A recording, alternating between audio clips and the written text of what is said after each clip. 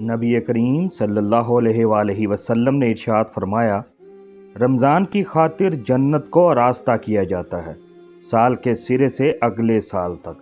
پس جب رمضان کی پہلی تاریخ ہوتی ہے تو عرش کے نیچے سے ایک ہوا چلتی ہے جو جنت کے پتوں سے نکل کر جنت کی حوروں پر سے گزرتی ہے، تو وہ کہتی ہیں، اے ہمارے رب، اپنے بندوں میں سے ہمارے ایسے شوہر بنا جن سے ہماری آنکھیں ٹھنڈی ہوں اور ہم سے ان کی آنکھیں۔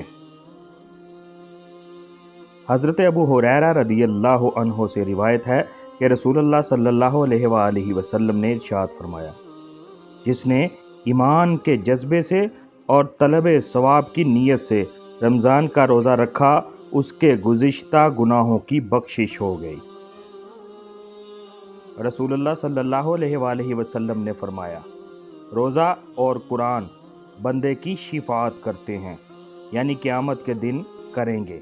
روزہ کہتا ہے، اے رب، میں نے اس کو دن بھر کھانے پینے سے اور دیگر خواہشات سے روکے رکھا، لہٰذا اس کے حق میں میری شفاعت قبول فرمائیے۔ اور قرآن کہتا ہے کہ میں نے اس کو رات کی نیند سے محروم رکھا، کہ رات کی نماز میں قرآن کی تلاوت کرتا تھا، لہٰذا اس کے حق میں میری شفاعت قبول فرمائیے۔ چنانچہ دونوں کی شفاعت قبول کی جاتی ہے۔ حضرت انس رضی اللہ تعالی عنہ سے روایت ہے کہ رسول اللہ صلی اللہ علیہ وآلہ وسلم نے فرمایا، سحری کھایا کرو کیونکہ سحری کھانے میں برکت ہے۔ رسول اللہ صلی اللہ علیہ وآلہ وسلم نے فرمایا، دین غالب رہے گا جب تک کہ لوگ افطار میں جلدی کرتے رہیں گے، کیونکہ یہود و نصارہ تاخیر کرتے ہیں۔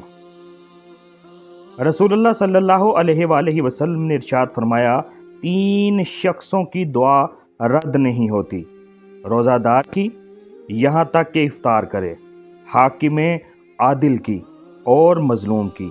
اللہ تعالیٰ اس کو بادلوں سے اوپر اٹھا لیتے ہیں اور اس کے لیے آسمان کے دروازے کھل جاتے ہیں، اور رب تعالیٰ فرماتے ہیں، میری عزت کی قسم، میں ضرور تیری مدد کروں گا، خواہ کچھ مدت کے بعد کروں۔